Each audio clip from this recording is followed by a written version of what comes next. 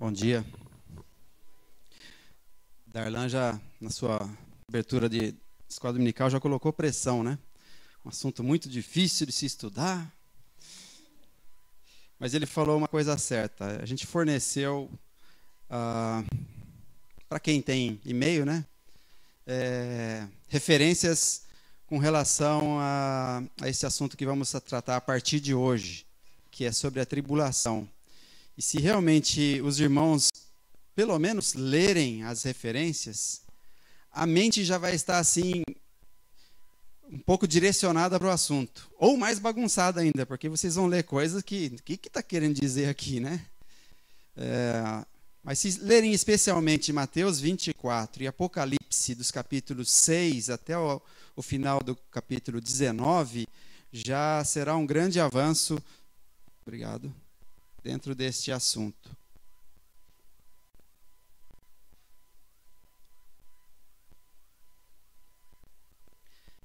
Quem aqui não passou dificuldade de saúde, de desemprego, de morte na família, de vizinho perseguindo, falando mal, de gente no serviço querendo puxar o tapete, de bullying na escola, né? Tudo isso poderia ser atribuído como, e outras coisas mais, né? Como tribulações, né? E todo mundo passa, não tem ninguém que fica ausente, né? Dessas coisas. Mas a Bíblia fala de um período especial de grande tribulação que vai existir aqui na terra. Jesus já deu uma pista que isso vai ser depois dele, depois da primeira vinda dele, né? No sermão do Monte das Oliveiras, na terça-feira, logo antes dele ser crucificado, nesse sermão, ele falou que haverá então grande tribulação, como nunca houve desde o princípio do mundo, até agora, até a época que Jesus estava falando. E nem jamais haverá. Se aqueles dias não fossem abreviados, ninguém sobreviveria. Mas por causa dos eleitos, aqueles dias serão abreviados. Aqui no versículo que eu estou lendo, está em Mateus 24, eu li os versículos 21 e 22, fala de uma expressão grande tribulação.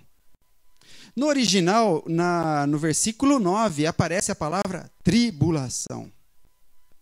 Talvez querendo fazer uma distinção, porque quando vocês lerem Mateus 24, perceberão que os versículos 21 e 22 se enquadram dentro da segunda metade da tribulação. E então parece que o período todo se refere à tribulação. E a segunda metade vai ser assim mais intensa. E Jesus, querendo dar a conotação de algo assim que nunca houve e jamais vai haver na terra, ele menciona grande tribulação. Infelizmente, a linha de evangélicos que interpretam a Bíblia alegoricamente, ou seja, não interpretam literalmente, alguns entendem que nós já estamos passando a tribulação. Tribulação é isso aqui que nós estamos passando aqui na terra, né? Outros alegam que foi o que os judeus passaram lá no ano 70, né? Com a perseguição pelos romanos e a destruição de Jerusalém. Então, ali aconteceu a tribulação, né? Ou a grande tribulação. Mas, irmãos, quando a gente se atenta aos detalhes que a gente vai ver meio que rapidamente nesses 4 domingos, a gente percebe que as informações sobre a tribulação é muito, mas muito mais do que aqueles acontecimentos dos anos 70. Realmente nunca ainda houve na história da humanidade o que a Bíblia descreve sobre a tribulação. E eu gostaria de nessa primeira aula, dar o pano de fundo da origem desse assunto, tribulação, desse período de tormentas e julgamentos que vão existir aqui na Terra. Para depois, nas outras 3 aulas, Deus permitindo, na próxima a gente vai falar sobre a primeira metade da tribulação. Daqui mais 2 domingos estaremos estudando o meio da tribulação, acontecimentos da metade da tribulação. E no último encontro, os assuntos da segunda metade da tribulação, envolvendo a batalha de Armagedon, né? E esse assunto é emocionante, né? E eu espero assim trazer durante os estudos, especialmente quando estivermos falando sobre os detalhes da tribulação, trazer um pouco dessa emoção, porque vai parecer um pouco de filme, assim, né? Coisas assim super estranhas acontecendo, né? Até parece ficção científica, né? Você está mexendo na regulagem? Tá. Muito bem. Então vamos lá, vamos descobrir um pouco sobre o fato da tribulação. Aonde a gente pode tirar na Bíblia esse assunto, tribulação, além desse versículo que eu já li em Mateus 24. Existem profecias tanto do Antigo Testamento quanto do Novo, mencionando sobre esse assunto. E eu gostaria que aqueles que puderem ajudar na leitura pudessem fazer. Eu gostaria que o microfone amarelo ficasse disponível. E ligue, então, o canal 2. Se você gostaria de ajudar na leitura, você levante a mão, o microfone vai até você, e daí, então, você lê, tá? O Darlan vai ficar com o microfone aí, avisem o Darlan. Alguém, por favor, leia Jeremias 30, versículos 4 a 7. Giovanni. Olha a expressão que vai ser usada. A gente vai juntar essas expressões e vamos chegar à conclusão de que todas elas se referem ao mesmo período, que é a tribulação.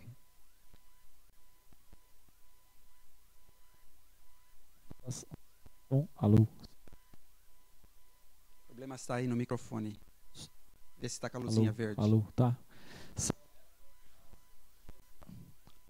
Alô, são estas palavras. São estas as palavras que diz o Senhor acerca de Israel e Judá. Assim diz o Senhor: ouvimos uma voz de tremor e não de paz. Perguntai, pois, se acaso o homem tem dores de paz. Vejo, pois, a cada homem com as mãos se tornaram pálidos.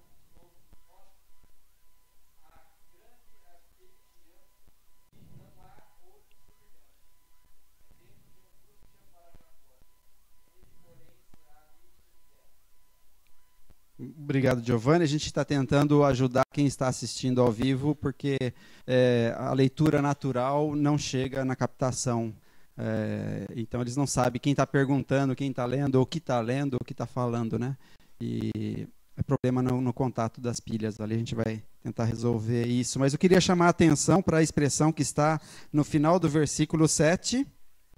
A princípio, no versículo 4, fala acerca de Israel e Judá. Então, o assunto de tribulação, a princípio, vai ter bastante, ou grande, ou a maior parte da relação com Israel e Judá. Mas aguardem aí que vai ter coisa também para os gentios, tá? E diz lá no final, no versículo 7, vai ser o tempo da angústia de Jacó. Essa expressão, angústia de Jacó, Jacó é uma referência aos descendentes de Jacó, que são os judeus. Então, isso bate com a informação do versículo 4, né? Israel e Judá. E vai ser o tempo de angústia. Angústia tal que o profeta aqui fala assim, você já viu um homem ter filho, ficar grávido? Mas a angústia será tanta que assim, os homens vão ficar assim como que segurando no estômago. A expressão no original traz essa ideia de segurando o estômago, assim, de tão angustiante que será esse período para o povo de Israel e Judá. Ok? Então, angústia de Jacó, dores de parto. Alguém, por favor, Ezequiel 20, versículos 33 a 37.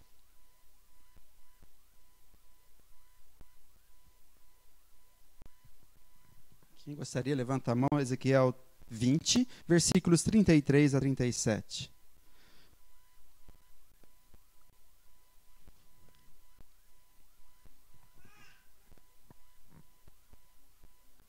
Juro pela minha vida, palavra do soberano, o Senhor, que dominarei sobre vocês com mão poderosa e braço forte, e com ira que já transbordou.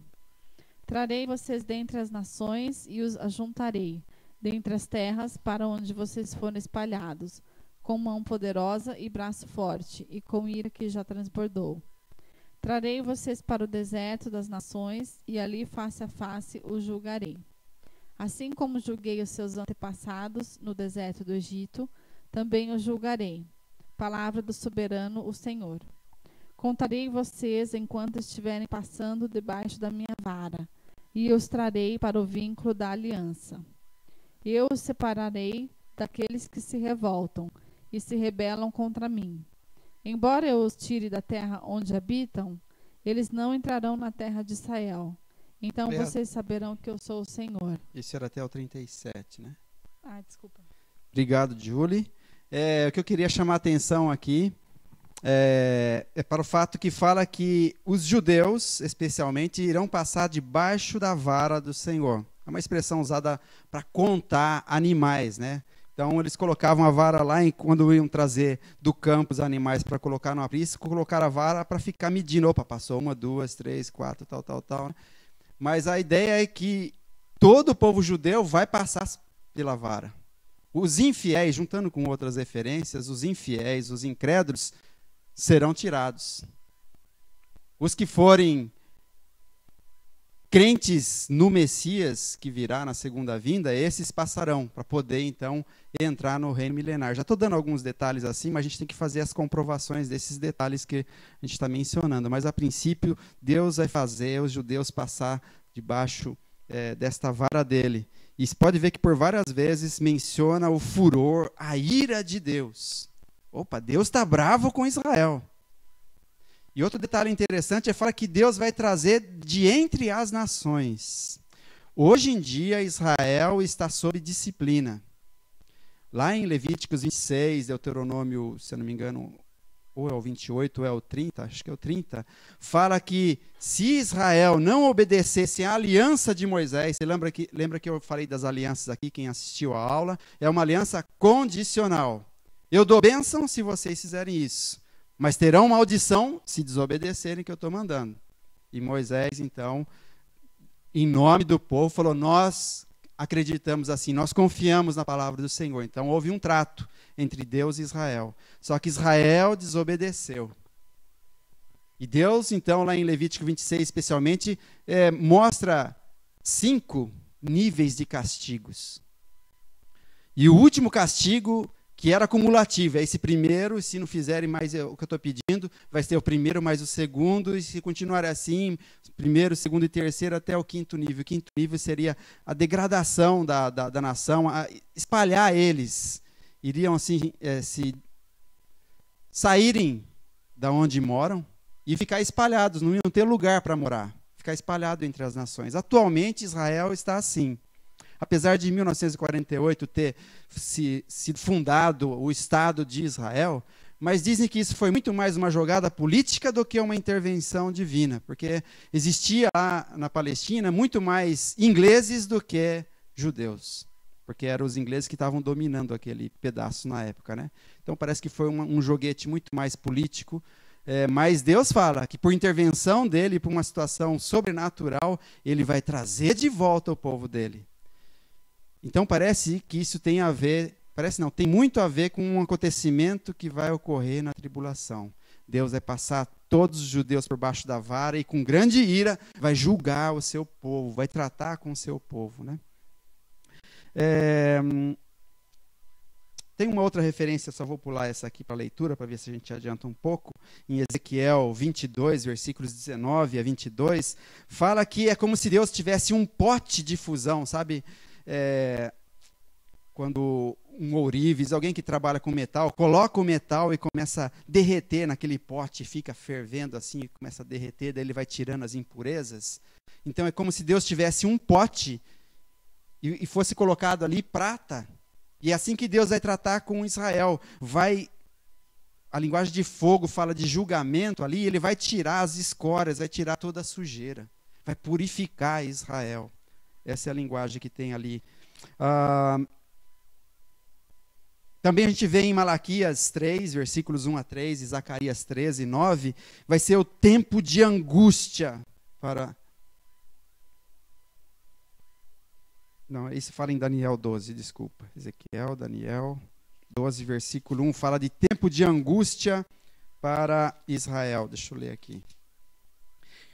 Nesse tempo se levantará Miguel, o grande príncipe, o defensor dos filhos do teu povo, e haverá tempo de angústia, qual nunca houve. Está vendo? Isso bate com informações que Jesus diz em Mateus 24, né? Qual nunca houve, desde que houve nação até aquele tempo.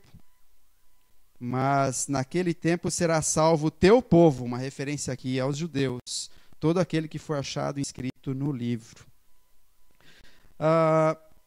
Então, a princípio, tribulação tem a ver especialmente com o povo judeu. E tem a ver com o julgamento que Deus vai lançar para o povo judeu, ao ponto de assim estar refinando o povo judeu, tirando toda a sujeira. Mas a gente percebe nas leituras sobre o assunto da tribulação que indiretamente os gentios também serão atingidos na tribulação. E haverá purificação também para os gentios na tribulação. Menos para a igreja, porque a igreja vai ser arrebatada antes desse momento de grande angústia, de grande ira de Deus aqui na terra. Alguém leia, por favor, 1 Tessalonicenses 1:10 e a mesma pessoa, 1 Tessalonicenses 5:9. Então, 1 Tessalonicenses 1:10 e 5:9. Levanta a mão para o Darlan entregar o microfone.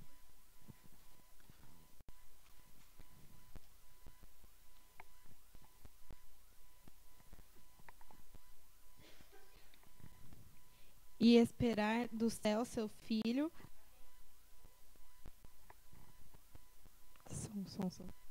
A esperar céu seu filho, a quem Jesus que nos livra. E 5:9. Porque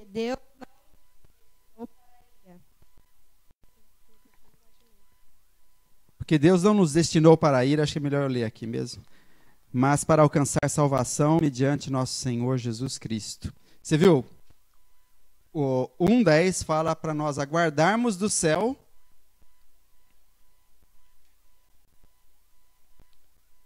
o seu filho. Porque fala que nós não fomos destinados para essa ira, fala que ele vai nos livrar da ira vindoura. E aqui no 5:9 fala porque Deus não nos destinou para a ira. Então, essas são duas referências interessantes e importantes para mencionar que a igreja não passa por esse período de tribulação, da grande ira de Deus, o tempo da angústia, onde o furor de Deus vai ser lançado aqui na terra. Isso eu digo porque nós somos pré-tribulacionistas. Acho que isso já foi falado um pouco pelo Gary. Nós acreditamos que então que seremos arrebatados antes da tribulação. Existem outros cristãos que acreditam que seremos arrebatados no meio da tribulação, porque há um entendimento, eu acredito, meio errôneo, que os primeiros 3 anos e meio haverá paz, relativa paz. Mas como a gente vai ver, muitos detalhes pesados estarão já acontecendo na primeira metade. Não tem como dizer que vai estar tudo tranquilinho, né? E outros acreditam que nós passaremos pela tribulação e seremos arrebatados só no final, logo antes de Jesus de fato vir na sua segunda vinda. E tem outros ainda que acreditam que a gente vai ser arrebatado meio que de picadinho, né? Alguns antes da tribulação, outros no meio e outros durante a tribulação, aqueles que estiverem firmes, estiverem com fé e assim por diante, né? Mas acreditamos que o arrebatamento é pré-tribulação. Por isso somos pré-tribulacionistas, né? A gente não vai passar por nenhum período da tribulação. Como eu disse no início, os 2 textos assim que dão minúcias e detalhes sobre a tribulação é principalmente Mateus 24, que eu gostaria que vocês estivessem lendo nesse período, né? E Apocalipse dos capítulos 6 até o final do capítulo 19. Aqueles que não têm e-mails, eu sei que as senhoras aqui não estão tão modernas assim, né? Aqueles que não têm e-mails, se quiserem fazer a sequência do devocional, me peçam e eu imprimo e passo, tá? Aqueles que ainda não receberam, é sinal que talvez eu não tenha o seu e-mail, eu tenha te esquecido. Então, me dê um toque para eu poder te copiar com esses detalhes da devocional. Então, essas informações que eu acabei de ler falam do fato que um dia vai haver uma coisa assim terrível aqui na terra. Ainda, pelos detalhes que a gente ainda vai ver, não aconteceu. Agora, então, qual que é o tempo que vai acontecer isso? Joel 1, vamos abrir lá em Joel 1.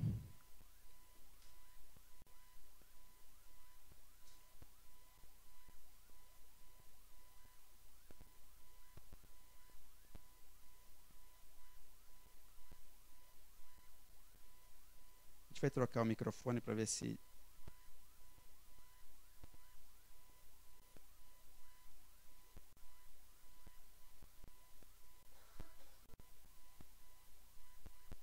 Som.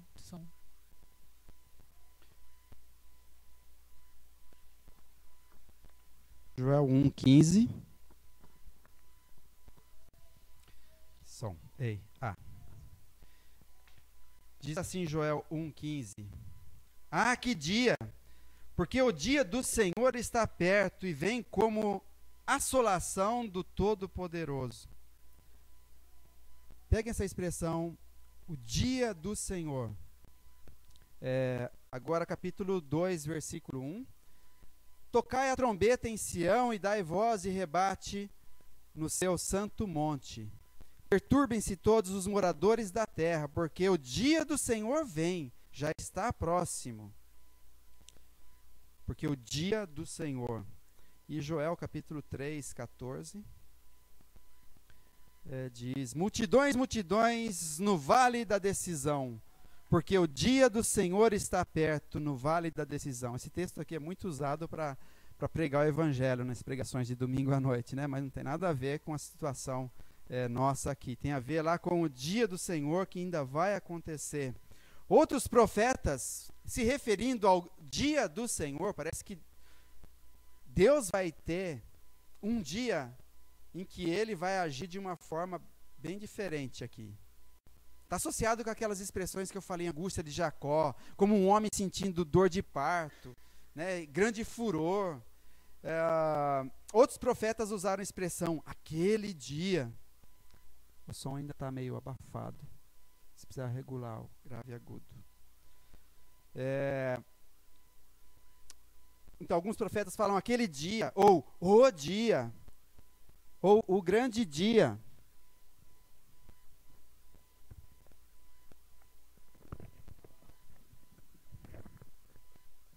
Darlan, ajuda ali. Som, melhor este. Últimos dias. E mais de 75 referências no Novo Testamento faz alusão a esse dia do Senhor.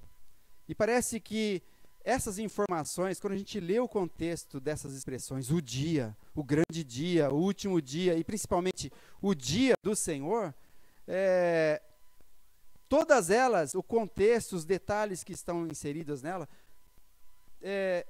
trazem informações de vai ser dia de julgamento, igual estávamos lendo nos outros versículos anteriores. Dia de ira, dia de furor.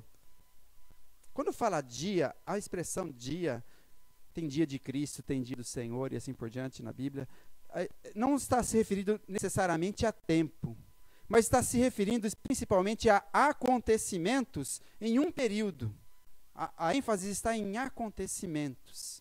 Então parece que quando a Bíblia fala vai haver um dia do Senhor, existe alguns detalhes, alguns acontecimentos que envolvem esse dia do Senhor.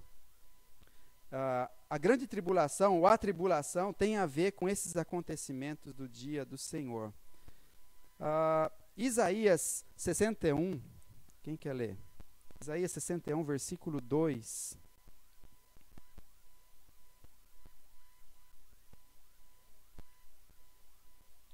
Isaías 61, versículo 2.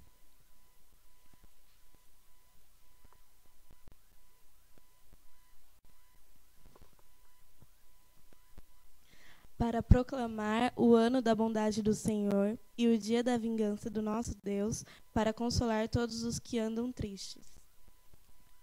Isso. Os versículos 1 e 2 foram usados no Novo Testamento, lá em Lucas 4. Mas interessante que Jesus, quando mencionou essa profecia, ele não menciona a segunda metade do versículo.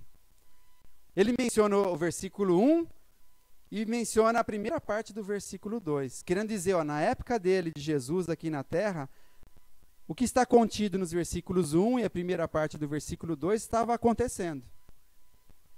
Mas a segunda metade ainda estaria por acontecer. E fala aqui na segunda metade, o dia da vingança do nosso Deus. Esse é o dia do Senhor. E isso está associado quando Jesus vir na sua segunda vinda. Mas há versículos que dão detalhes de coisas que vão acontecer assim um pouquinho antes dele voltar na segunda vinda. Eu estou querendo dizer isso porque a tribulação tem a ver com o dia do Senhor. E o dia do Senhor, então, envolve alguns acontecimentos logo antes de Jesus voltar pela segunda vez. E outros versículos dão informações que ele vai posterior a essa segunda vinda, incluindo o milênio, e quando ele vai então refazer a terra e os céus. As pessoas que estão nos assistindo, quando eu apontar aqui, vocês não estão vendo, mas aqui do lado tem um gráfico aqui em que as pessoas podem olhar. Aqui nesse quadro meio laranjinha, naquele círculo meio laranjinha ali, fala da renovação da terra, né? Novos céus e nova terra. Então, as informações que nós temos sobre esse dia do Senhor envolve acontecimentos pouco antes da sua segunda vinda, ou seja, a tribulação, pegando a segunda vinda, o milênio e a renovação da terra. Esse seria, então, o dia do Senhor. Mas para a gente melhor entender essa situação de tempo, especialmente sobre o tema que a gente está falando, que é a tribulação, a gente tem que estudar Daniel capítulo 9. E agora eu convido vocês todos a abrirem Daniel capítulo 9. Daniel capítulo 9 vai assim vislumbrar para a gente muitos detalhes sobre o tempo que isso vai acontecer.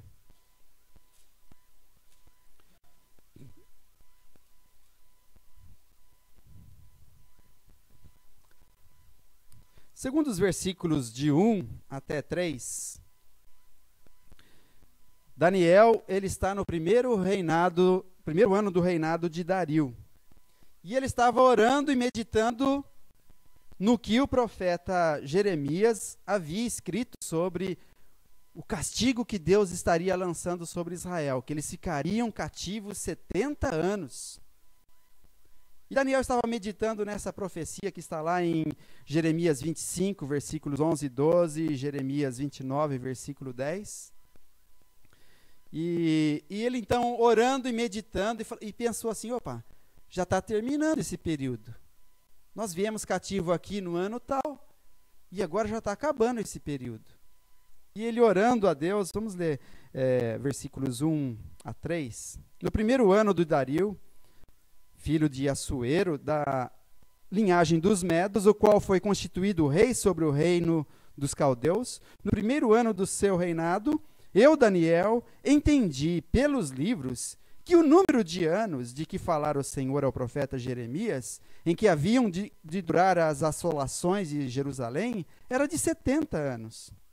Voltei o meu rosto ao Senhor, então ele estava meditando na palavra, né? Agora ele volta o rosto ao Senhor para buscar com oração e súplicas, com jejum, pano de saco e cinza, e ele começa a orar então para Deus.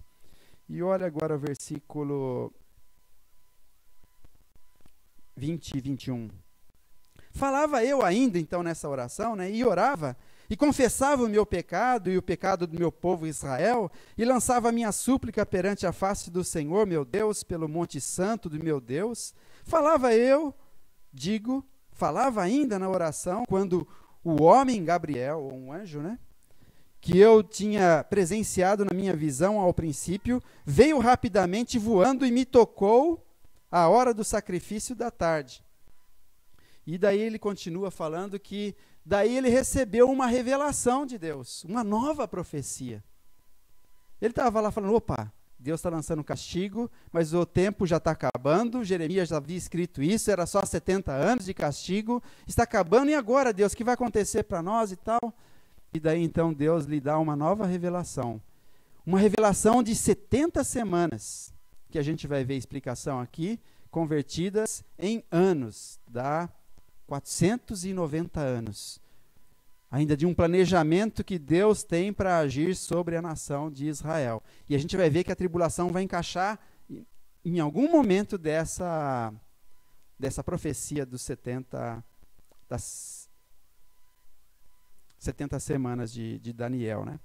Só uma informação aqui, como eles seguiam naquela época o calendário lunar, e o calendário lunar levava-se 30 anos mensais, né? 30 dias mensais, ou seja, então, é um calendário de 360 dias. Então, quando a gente falar aqui que se refere a 490 anos, são anos de 360 dias, né? Um pouco menor do que os anos que nós seguimos, que é do calendário solar, de 365 dias, tá?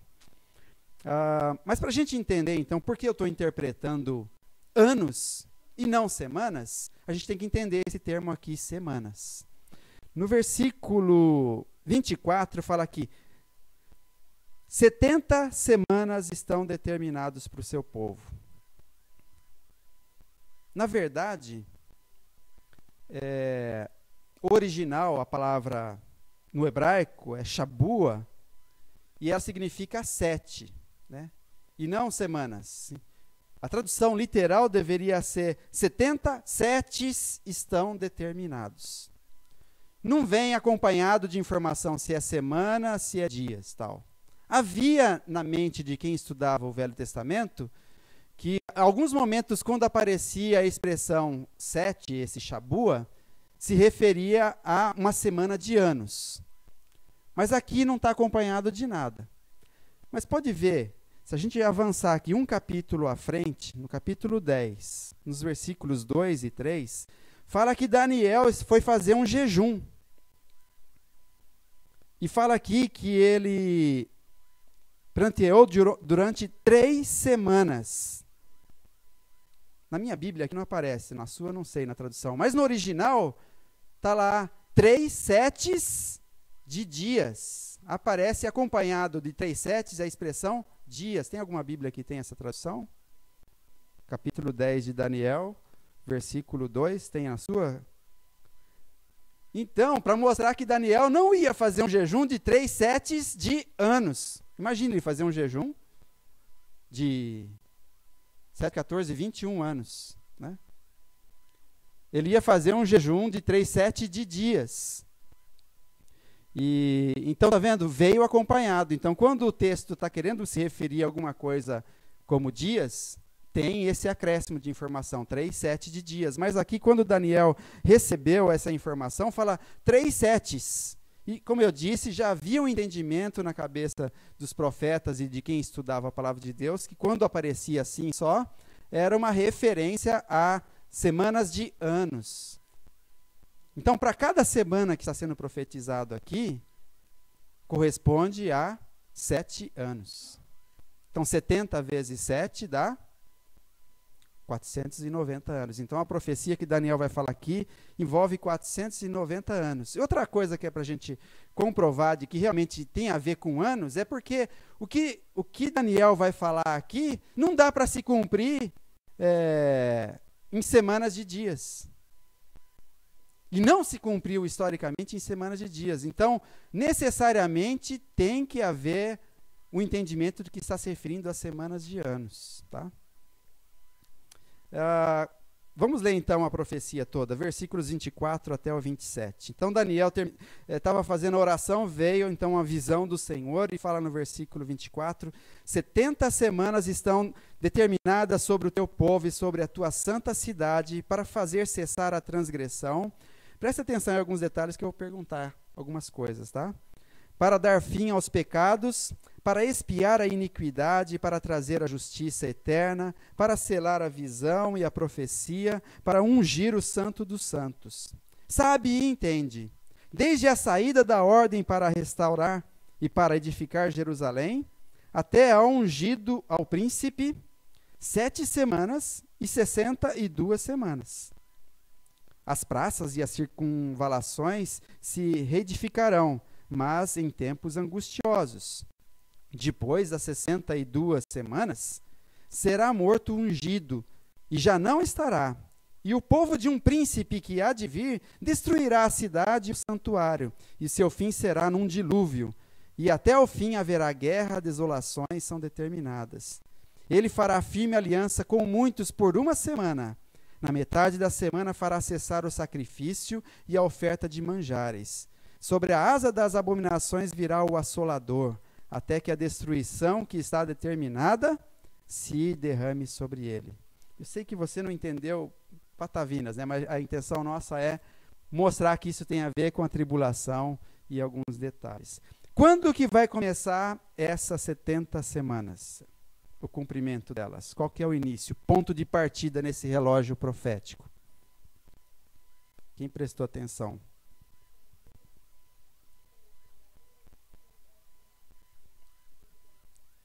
Isso, quando for decretada a restauração, a liberação do povo, voltar lá para Jerusalém para reedificar Jerusalém. Lembra que Jerusalém foi saqueada, eles estavam cativos por 70 anos e eles ia ter um edito liberando o povo para voltar. Se você for ler Neemias capítulo 2, versículos 1 a 8, você vai ler sobre essa liberação que o Artaxerxes deu para o povo de Israel, falando, agora vocês podem voltar, vai lá e reedifique lá a sua cidade, né?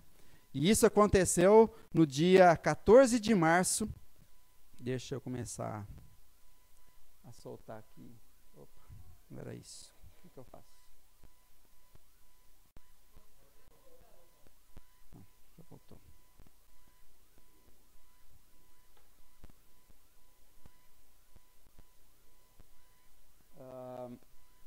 Então, 70 semanas.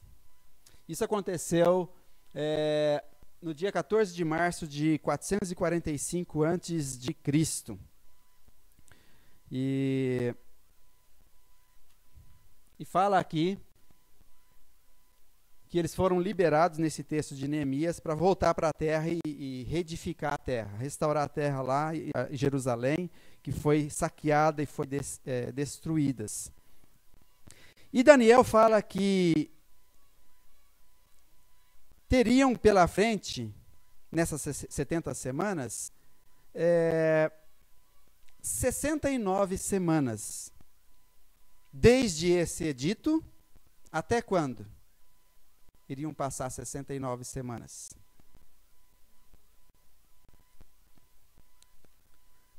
Não fala até ao Messias que há de vir, ao ungido, ou Messias, ou príncipe. Está vendo que na sua Bíblia e na minha aparece em letra maiúscula?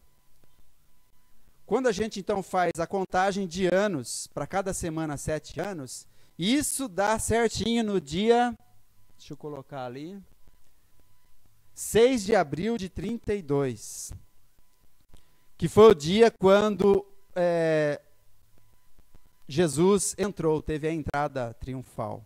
Então, dessas 70 semanas, 69 iriam se passar desde quando Artaxerxes liberou o povo até quando Jesus entrou na entrada triunfal lá em Jerusalém, no dia 6 de abril de 32, sendo que 4 dias depois ele foi morto.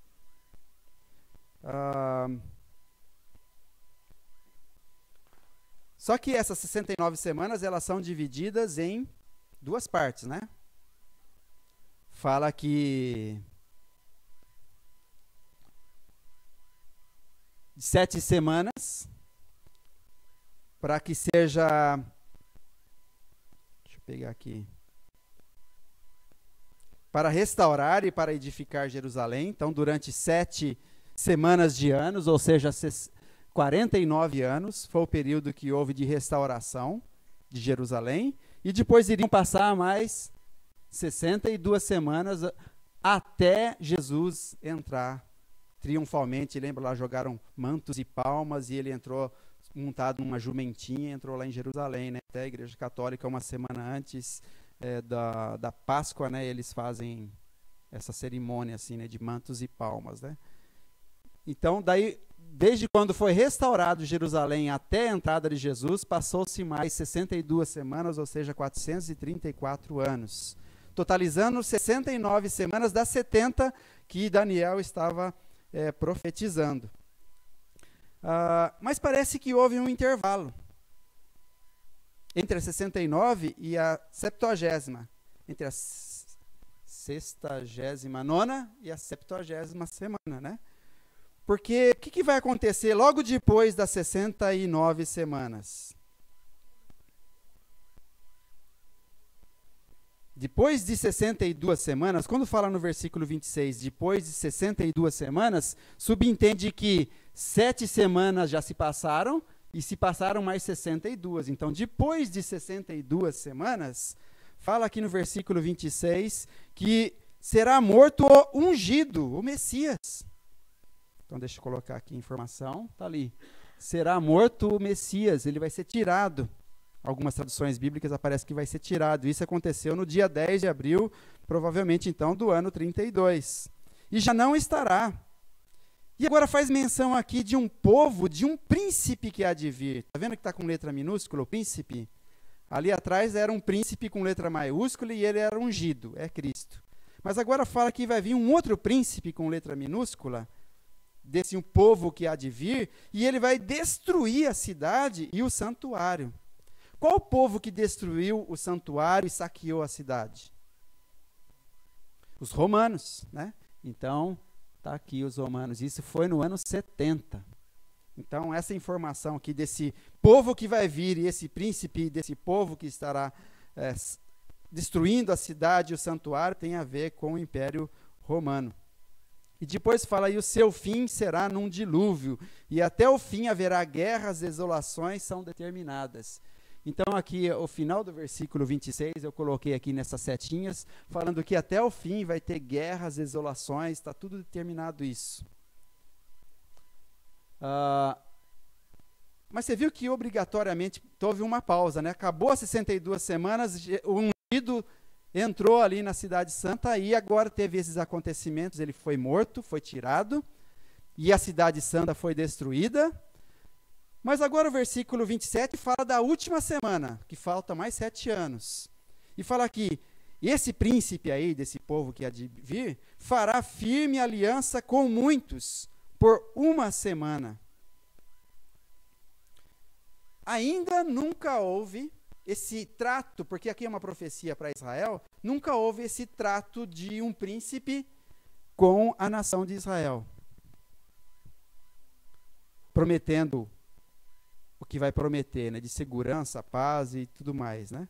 Então, algum momento isso vai acontecer. Ou seja, nessas 70 semanas, falta uma semana de 7 anos por se cumprir. Por isso acreditamos que a tribulação é um período de 7 anos, porque ainda tem essa semana de anos para se cumprir. Ele fará firme aliança com muitos, diz o versículo 27, por uma semana. Na metade da semana fará cessar o sacrifício. Então, colocar aqui, o príncipe que há de vir vai fazer aliança. E na metade da semana, ele fará cessar o sacrifício e oferta de manjares. Sobre a asa das abominações virá o assolador. Se você for ler lá Mateus 24, usa a mesma expressão. Esse príncipe que há de vir, ele vai colocar a imagem dele lá no templo para que o povo adorem a ele. Isso vai ser uma afronta aos judeus. Porque eles temem a Deus. Acreditam num Deus todo-poderoso e não adoraram uma estátua. Então isso vai ser uma quebra daquela aliança que esse príncipe fez com Israel, e isso vai causar grande transtorno para a nação de Israel, e vai ser bem no meio dessas 7 semanas. E até que a destruição que está determinada se derrame sobre ele. Então, deixa eu colocar aqui o final. E aqui é quando o Messias verdadeiro vem, no final da tribulação. O versículo 24 dessa profecia fala que essas 70 semanas, a ideia de Deus é causar algumas coisas. No versículo 24 fala que é para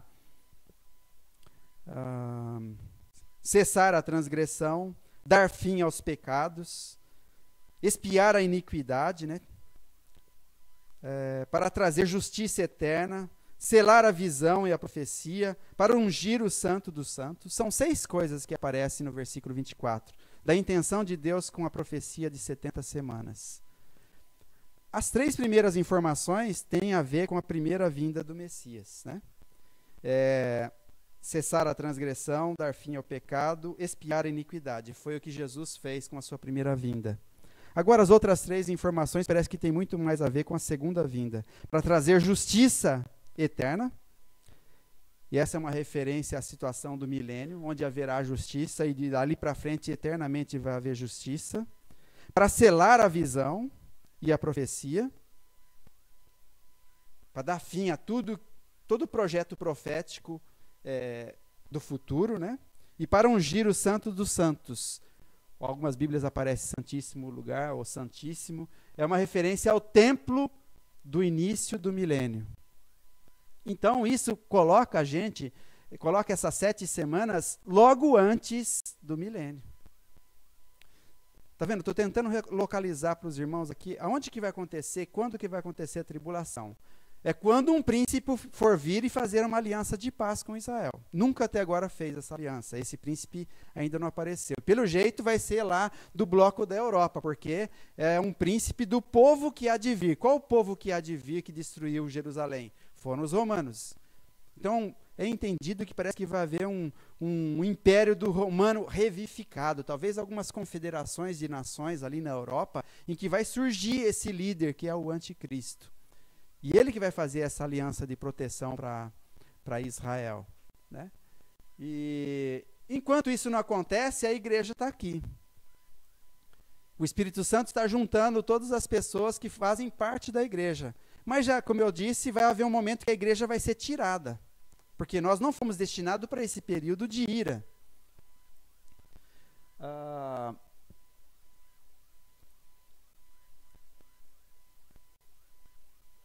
Fugiu a mente.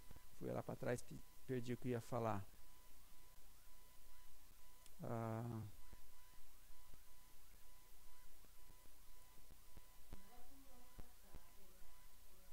Não vamos ser tirados antes dela, né? Porque a gente não foi destinado para isso. Não é o propósito de Deus, com a igreja, ter esse tipo de julgamento, de juízo sobre nós. Como eu falei, a profecia está se referindo principalmente aos judeus, né?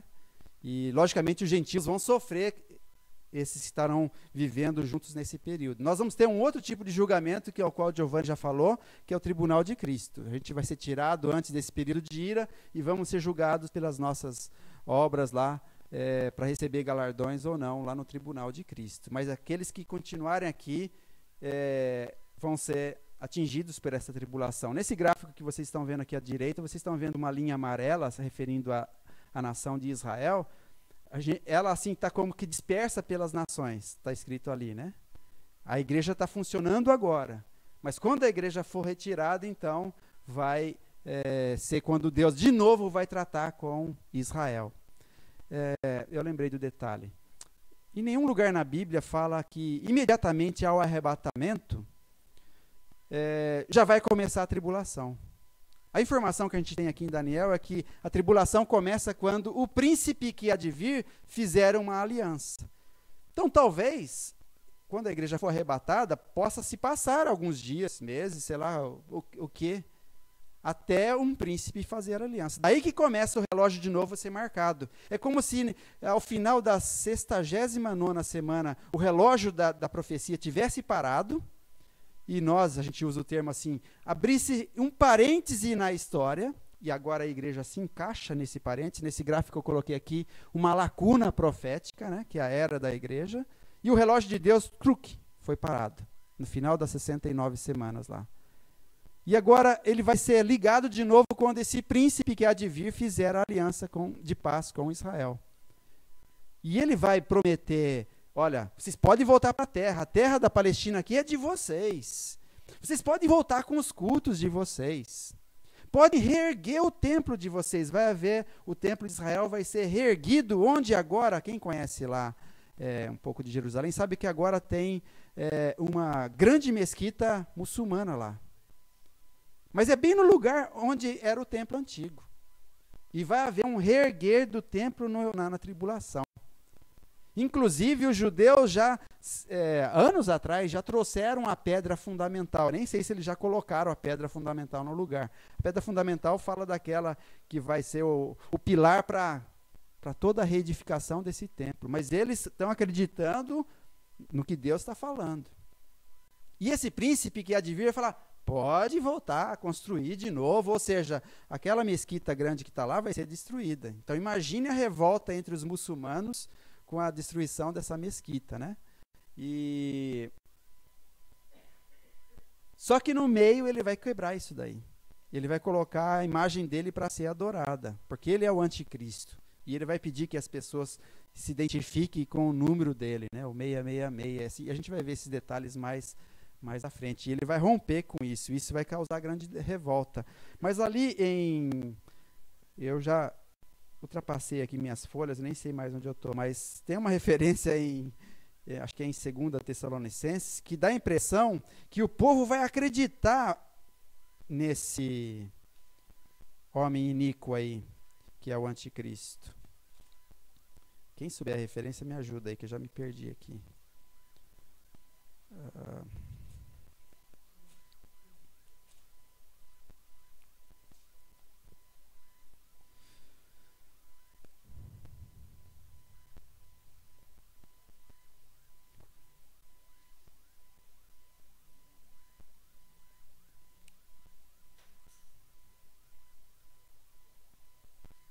Versículos, 2 Tessalonicenses 2,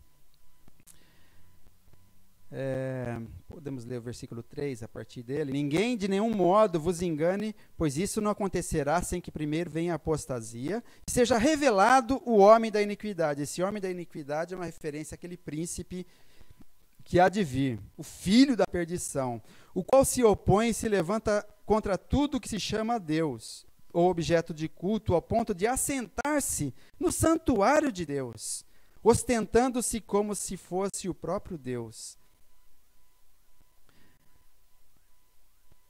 Lembra que está falando que ninguém vos engane. A impressão que dá, parece que essa pessoa ela vai vir com um poderio tal, que assim, parece que os judeus vão acreditar assim, nossa, parece que aquela aliança com Abraão está se cumprindo, olha, a gente pode voltar para a nossa terra, podemos tomar toda essa terra como nossa realmente, como foi prometido para Abraão, a gente pode agora oferecer sacrifícios de novo, livremente, podemos adorar livremente ao nosso Deus, podemos restaurar o nosso templo. Então eles vão pensar assim, opa, esse cara aí talvez seja até o próprio Messias, né? Por isso que ele é o anticristo, né? E muitos poderão acreditar nele nesse período aí, né?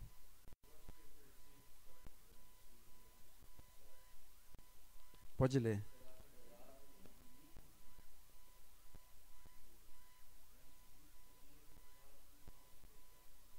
Uhum. Sim. A minha ênfase era assim, que o povo de Israel, com esse tratado de paz que ele vai fazer, vai acreditar muito nele. Então vai ser uma grande decepção para eles quando esse príncipe que há de vir romper com aquelas promessas que ele fez, né? Então vamos lá, bem resumidamente aí. Profecia de 70 semanas tem, em primeiro lugar, a ver com o povo e com a cidade de Jerusalém. O povo de Israel e a cidade de Jerusalém. Isso está no versículo 24, Daniel 9. São mencionados 2 príncipes. Um que é o ungido, o Messias, com letra maiúscula na nossa Bíblia, tem a ver com Jesus. Vai chegar um momento que ele ia ser tirado. E o outro é um príncipe de um povo que há de vir. Esse povo que há de vir foi o que destruiu Jerusalém. Por isso acredita-se que quando esse príncipe fizer uma aliança de novo com Israel, ele vai surgir provavelmente ali da Europa. Imagina, naquela época o povo romano dominava boa parte da Europa e o norte da África. Então, em algum lugar desse império romano das antigas vai surgir o que Apocalipse 13 chama de a besta que emergiu do mar, que é o anticristo. A gente vai ver esse detalhe aí. Mas são 2 príncipes diferentes, né? Todo o período tem a ver com 70 semanas, sendo dividido 7 semanas para reconstruir Jerusalém, depois mais 62 até Jesus entrar, e depois falta ainda 1 semana de anos. O começo dessa profecia foi quando Artaxerxes liberou o povo no ano 445.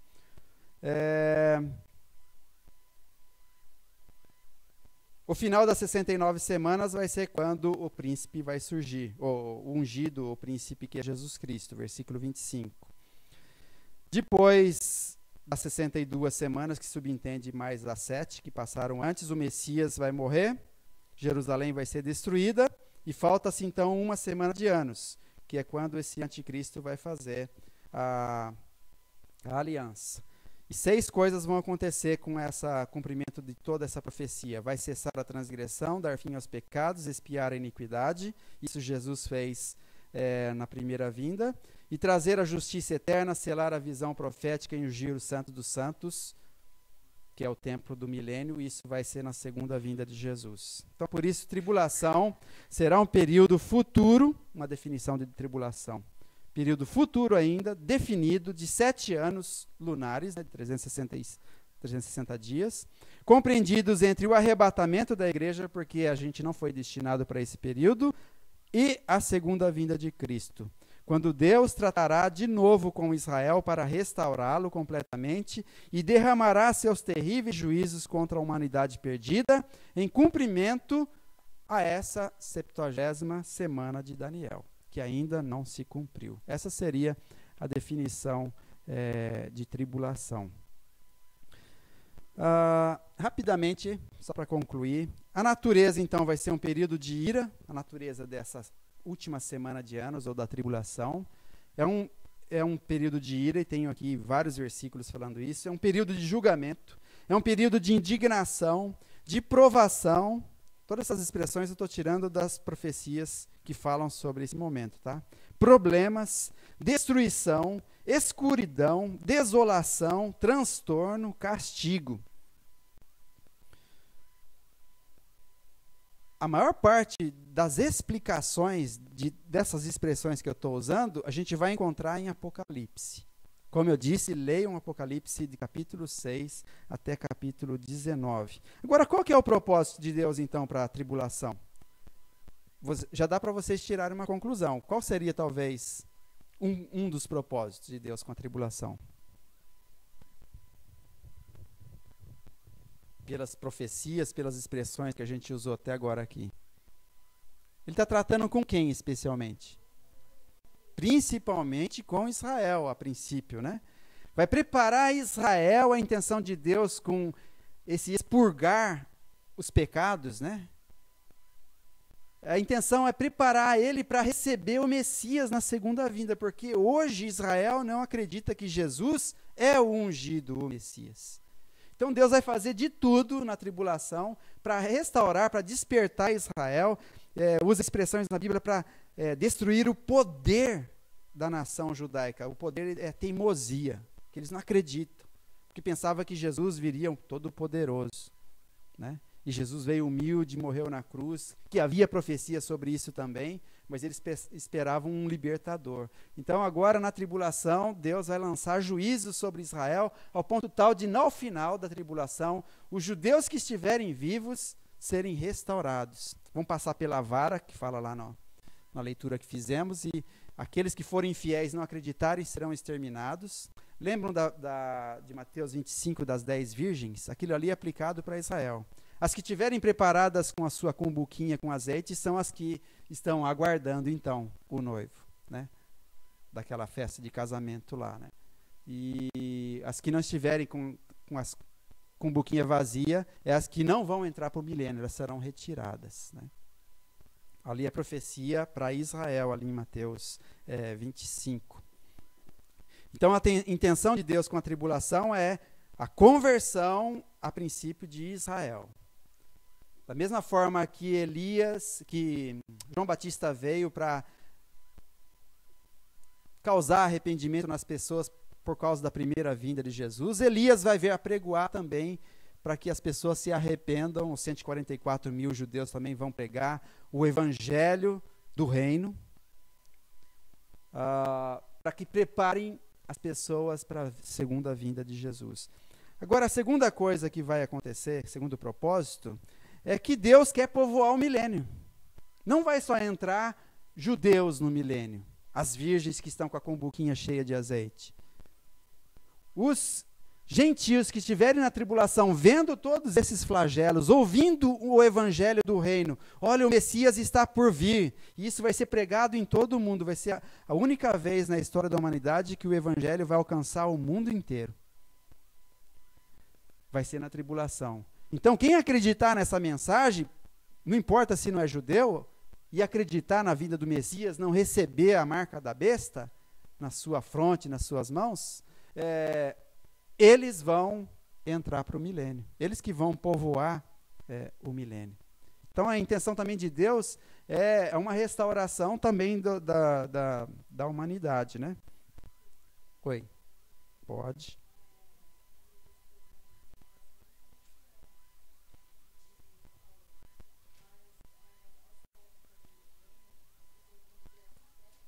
Vão. Porque entrarão para o milênio pessoas como eu e você, de carne e osso, e terão filhos, e casarão. Isso. Mas é só quem acreditar no Cristo é que vai entrar no milênio. A igreja vai estar no milênio também, mas só com corpos glorificados, né?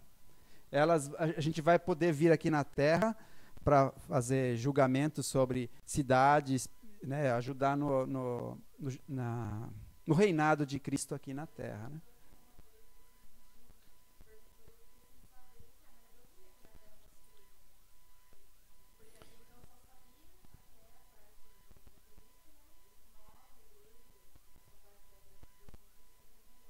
Ah, tá. Nossa, vocês vão ver, a terra assim vai ficar tão destruída, mas vai haver um período, pode ver que tem um espaçozinho ali entre tribulação e milênio, são 75 dias. Ali é um período que Jesus vai restaurar a terra, onde era deserto vai virar plantação, o sertão vai virar mar, coisa desse tipo assim, né? E porque vai preparar a terra para começar o milênio, né? E você já leu talvez em Apocalipse que fala lá de pessoas, de multidão de todas as nações, tribos, povos e línguas. É uma comprovação de que na tribulação Deus vai estar com o evangelho do reino que vai ser pregado, salvando, restaurando Israel, mas salvando os gentios também. Porque fala gente de todas as tribos, povos, línguas e nações. Ou seja, todas as etnias. Vai ter o sertanejo lá do nosso Nordeste, vai ter o índio da tribo Guarani, da tribo, sei lá, Chavante e assim por diante, vai ter o do pessoal do Rio Grande do Sul com a sua cultura, e assim por cada etnia do mundo inteiro, por causa do evangelho que vai ser pregado na tribulação. E o terceiro objetivo, além de causar o revivamento mundial, é eliminar a iniquidade e os iníquos. O Giovanni já falou sobre o julgamento de Israel e o julgamento das nações, bem na segunda vinda. Porque a ideia é, quem vai entrar para o milênio? Pessoas que acreditam, que são fiéis, que temem a Deus, que creem no Messias. Os infiéis vão ser tirados, vão ser mortos. Jesus sozinho vai destruir todos os seus inimigos e as suas roupas vai ficar assim, espargidas de sangue. Haverá um rio ali no Vale de Megido de sangue, de tanto morticínio que vai haver, até a altura do cabresto de um cavalo. Porque todos os inimigos de Deus serão exterminados. Só quem acredita é que vai entrar no milênio. Então, é isso. Queria só localizar para nós o que é tribulação e quando vai acontecer. Espero que, de alguma forma, a gente tenha entendido que, principalmente, as 70 semanas de Daniel é que nos dá a luz sobre o momento da tribulação. Agora, a partir de domingo que vem, a gente vai começar agora a ver detalhes dentro da tribulação. Vamos estudar a primeira metade da tribulação domingo que vem. Ok? Vamos